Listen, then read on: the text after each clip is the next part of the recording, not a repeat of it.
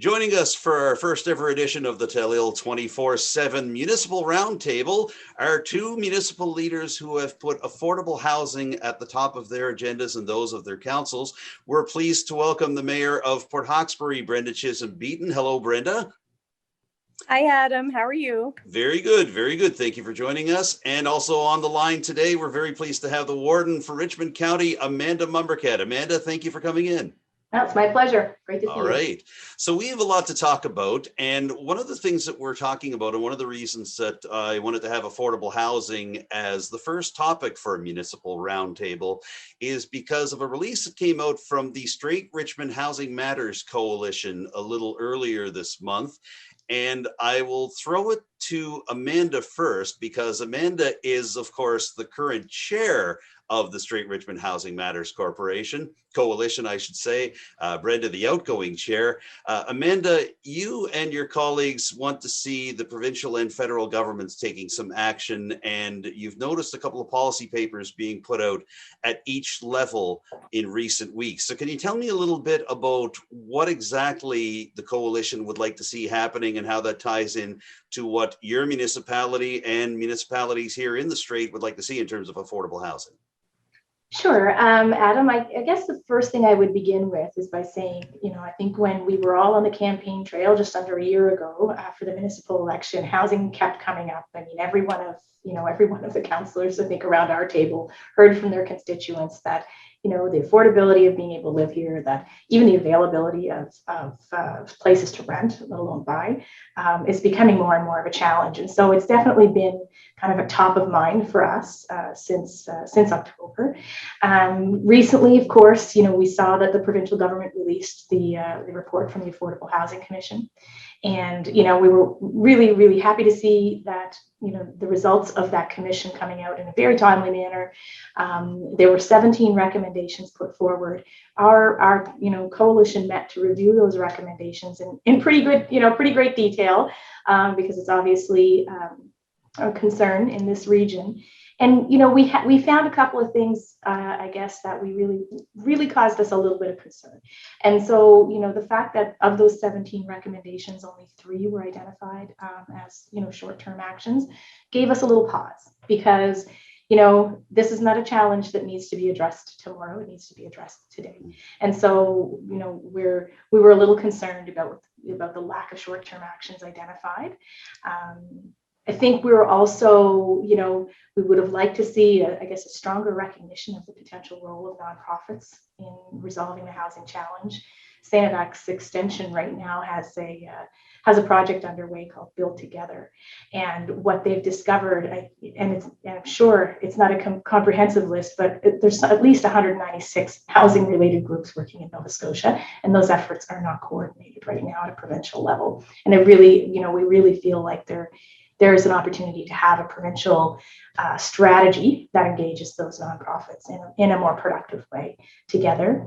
And I guess the other thing I would say that we were a little concerned about is the potential for downloading of responsibility to municipalities. I think there's some really excellent opportunities for leadership that are identified in the report that municipalities could be taken. But we need to remember that we need a provincial strategy on this matter. It's impacting all of Nova Scotia, and as such, we really feel strongly that the province needs to remain the lead on it. I want to shift over to you, Brenda, if I could, because this is not a new problem. And I think that's one of the issues that really is coming to the forefront, as Amanda mentioned, that the two of you and your fellow council candidates encountered this on the campaign trail last October. Does it seem like there's more of an awareness now than there ever has been just among the general public? And does that make the role of the Strait Richmond Housing Matters Coalition more important at this particular time?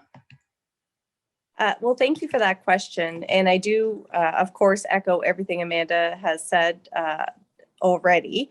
And I will say that when I entered into the municipal realm of politics back in 2012, I was hearing the exact same things at doors and Amanda was hearing in 2020. And at that time, very much so.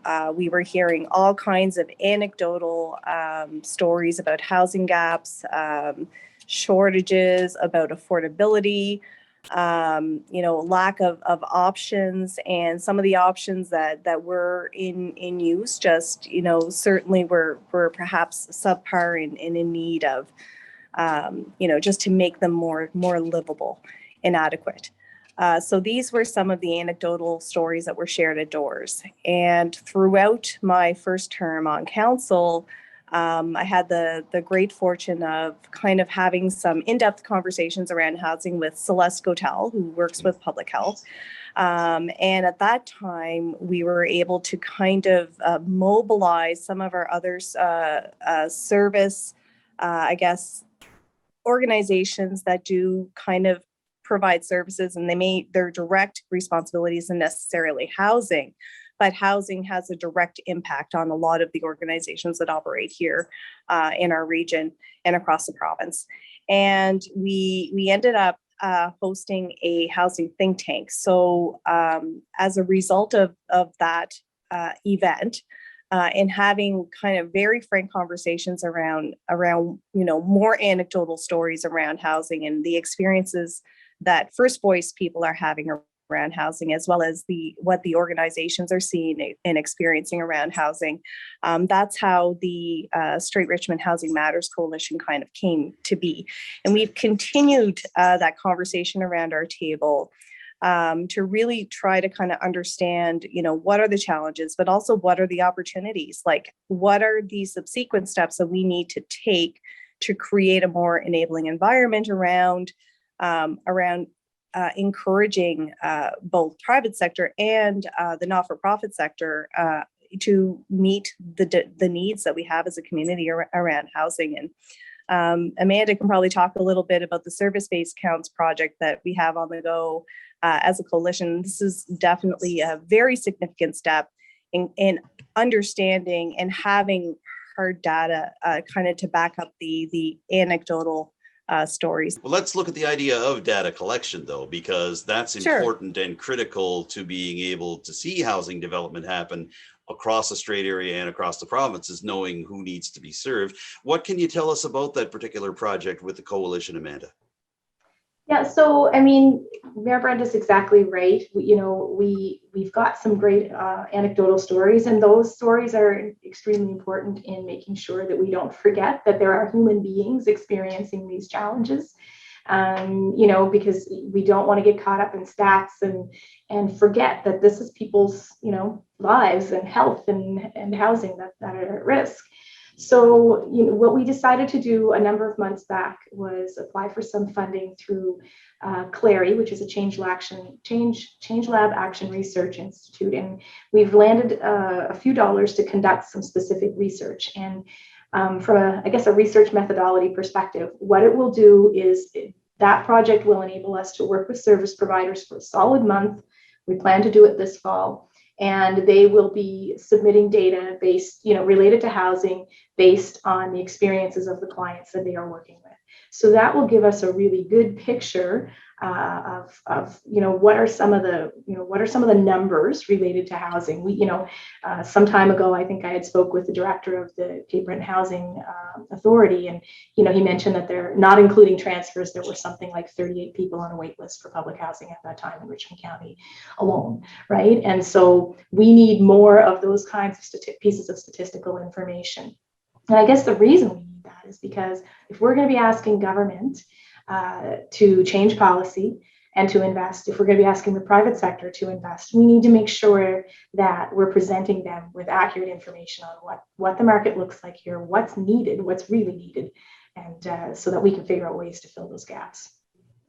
Just quickly, Amanda, before we leave that topic, you mentioned that the data collection was going to be happening in the fall. Can you give me a sense on when you hope to have finalized figures from that particular survey?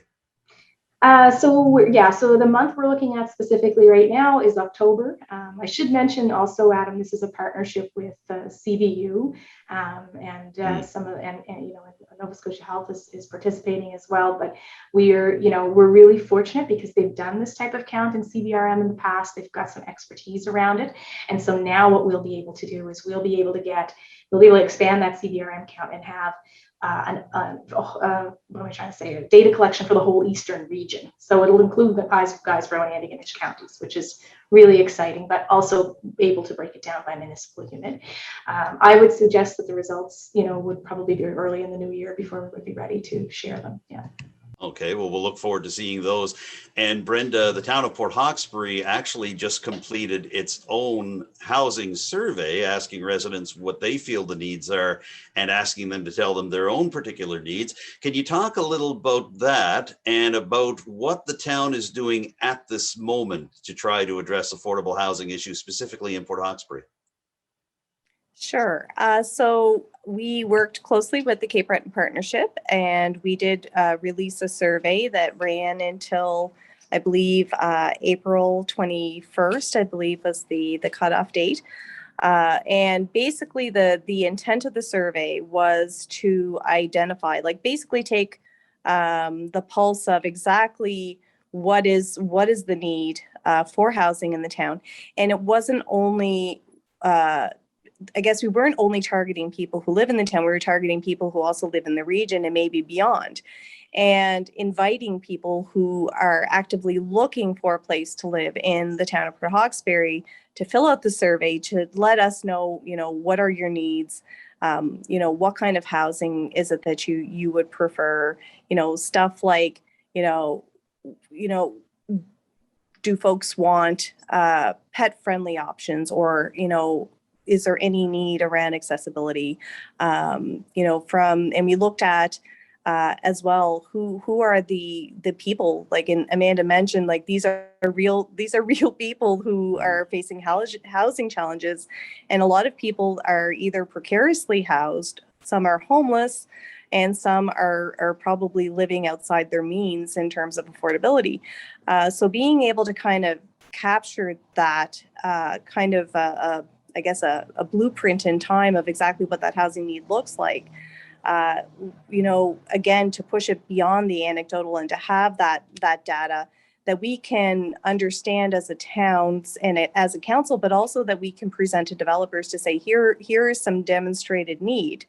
And what was really cool about the survey that we hosted in partnership with the Cape Breton Partnership was that we added an element to the survey that allowed for the survey respondents to volunteer their contact information, to give permission that if a new housing development were to be made available, that they would give permission to have their contact information shared with potential developers.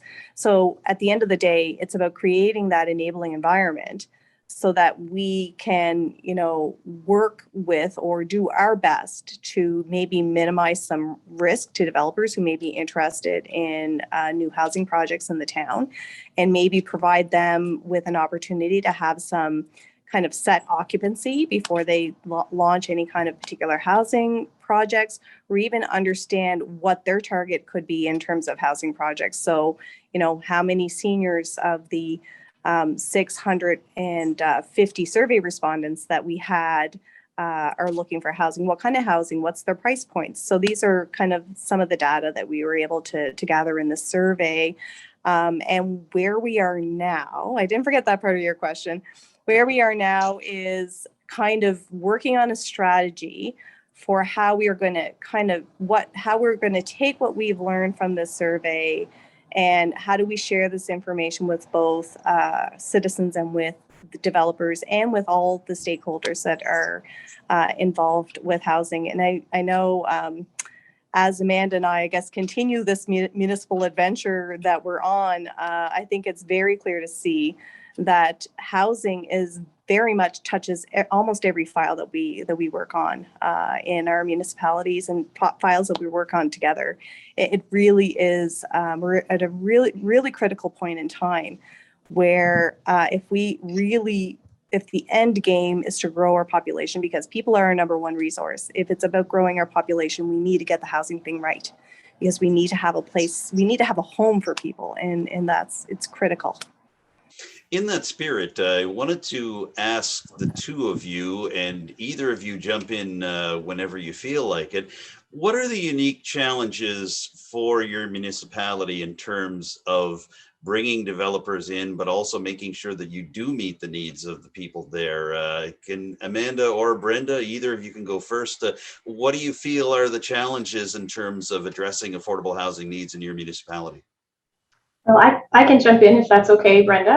I think one of the things that we run into right off the bat is some of our aging infrastructure and the limitation of our water and sewer infrastructure. When developers are looking to put new multi-unit facilities in the locations, they're often looking for water and sewer infrastructure. And like I said, ours is aging, but we also have the added complication that not the entire county is not served by such services. And so that creates a whole other level of complexity and, I guess, investment challenge that investors will need to deal with. I think we also need to look at more clearly what our zoning looks like throughout the county. And I know we have a joint project underway to do that, but these are things that are going to take time. Brenda, same question to you. What are the issues in Port Hawkesbury specifically? Well, some of the challenges that, we are kind of exploring at our housing advisory committee level is kind of around, how we are purposefully engaging with investors and developers, and how we can do a better job at marketing the town, how we can streamline the ability to assist developers and investors to create a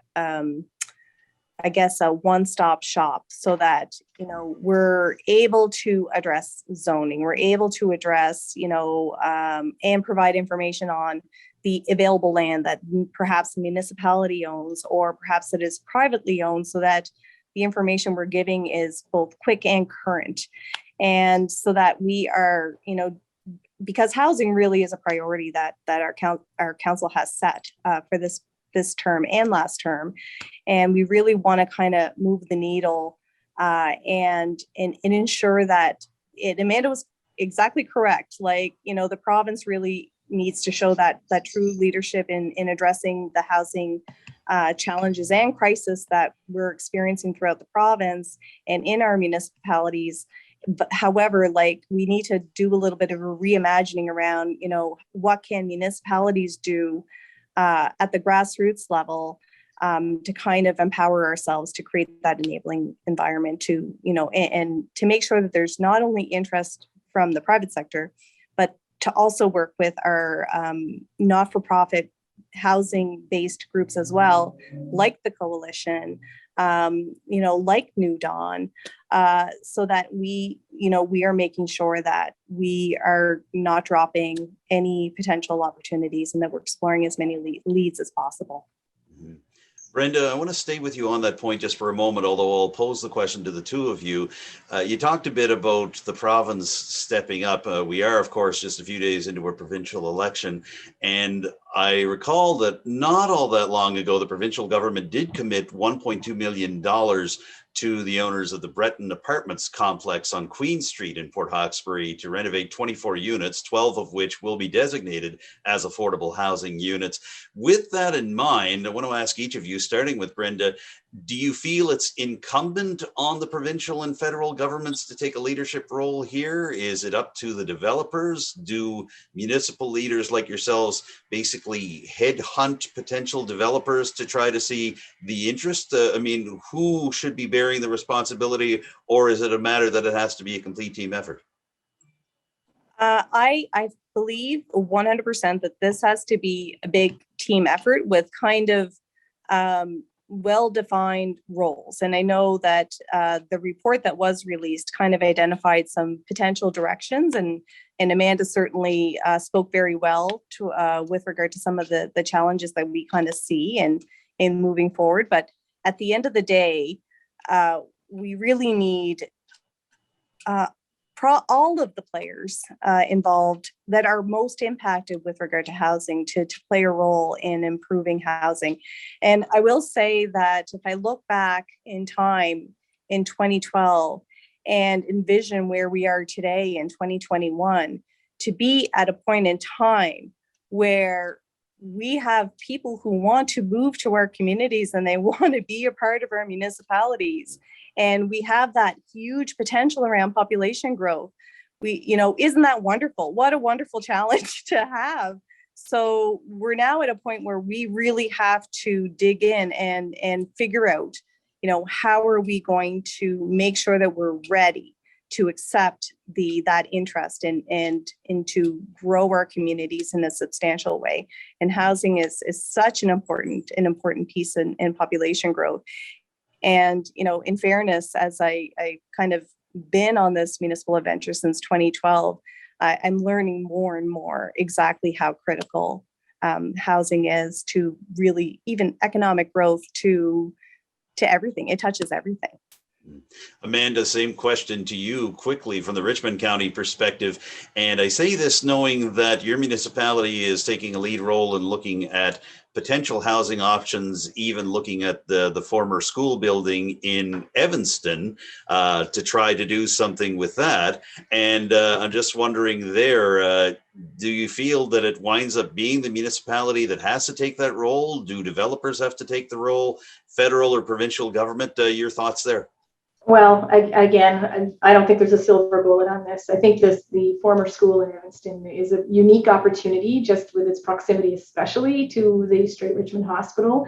We're still in the middle of an assessment process on that building, so we don't have any firm plans about it. But certainly at the last council meeting, housing is definitely something that came up as an opportunity to be looking at repurposing that building. And I think programs like the Rapid Housing Initiative and the affordable housing sort of demonstration projects at the provincial level could be a direction that we go in there. We just need that assessment done first. One thing I would say about, specifically related to the election and the coalition and the role of the coalition in this whole process, this is where the rubber kind of hits the road for us in terms of advocacy. This is a huge opportunity. I was super impressed with the advocacy work that the coalition members did during the municipal campaign. I think I learned more from the coalition in those, in that short period of couple of months than I had in the past several years before it. So they know how to do a bang up job of advocacy, and that's essentially the direction we're going to be taking now. Is we've kind of canvassed our members. What's the question that you would pose to the representatives? We're going to be packaging that and sharing that information with the entire coalition. And that's how we plan to make housing an election issue in this region. Sure, certainly is to keep that pressure up so that we're all on the same page, asking the same questions, and setting the expectation, I guess, with the candidates that we're going to be expecting some action on this. That's really important. And I think also, a big part of our role is on making sure that the decision makers and the policy makers, they know what precarious housing looks like in a rural setting as opposed to an urban setting, because it is a little different. We see a lot of folks in this region who are in situations where they're couch surfing, where families are having to kind of split up sometimes to stay with relatives because they've just, their current housing situation has changed. We're seeing the cost of utilities putting homeowners at risk. So there's a whole series of challenges in a rural setting that need to be considered. And one of those I would say is, new housing developments, we need to be thinking seriously, making sure that they're near the big three. It's the fuel, it's the pharmacy, and it's the groceries. Like when we invest either publicly or privately in housing developments that are too far away from those essential services, that's when you're going to see chronic vacancies, because there are other obstacles that people with precarious housing experience, such as transportation and the costs associated with that. So that, I think, is something that you're going to see the coalition taking the bull by the horns, so to speak, to make sure that we're doing what we can to make this an election issue. It's an issue with many facets, and we could talk all day about it, but I really do appreciate the two of you giving me some time here today. Did you want to add anything else about this just before we wrap up our Municipal Roundtable? I would just extend an invitation to all the folks who are watching to invite citizens to ask questions when they do have an opportunity to talk to potential candidates at the door to ask, what is being done about housing. I know we've had the opportunity to hear it at doors during elections. So just to make sure that citizens from Richmond County and from the town of Port Hawkesbury and beyond certainly ask those important questions at the door, because in order to make housing a priority, we definitely need to rise our voices and make that a communal voice so that we're heard. Well said. Last word is to you, Warden Amanda Mombourquette. Thanks, guys. So I guess the one thing that I would add is, and I think, Brenda, you touched on it earlier, how pervasive an issue this is. We're here talking today about affordable housing, but the housing crisis is bigger than just one piece of it in that sense. When we talk to businesses, which we just had the occasion to recently, they're talking about housing now, because even if they can find staff to attract, they can't find a place to house them. So it's inhibiting business growth, which is inhibiting the growth of our economy in general. We are, doing our best to attract physicians through Cape Breton South Recruiting for Health. The number one challenge that we experience is where to house the physicians. So, we've got a survey, I think, going on right now through the Cape Breton Partnership. Essentially, we're creating a database with a mailing list for, landlords to say, yes, I have a short term here, or I have a long-term opportunity there, or just so that we can quickly, put the word out when we have a physician potentially coming to the community, to try to find them a place to live that's suitable to their needs. So this really is, it runs the spectrum from affordable housing all the way through to, kind of more family homes and executive level homes. It's a problem that we're facing. And to your point, Mayor Brenda, it's, great that people want to move here, but we need to give them the opportunity to be at home here. With that, a wonderful discussion on an issue near and dear to many of us here. And that wraps up our very first Municipal Roundtable for Telile 27, hopefully the first of many. So thank you very much, Warden Amanda Mombourquette and Mayor Brenda Chisholm-Beaton. It's been great to talk to you today about this.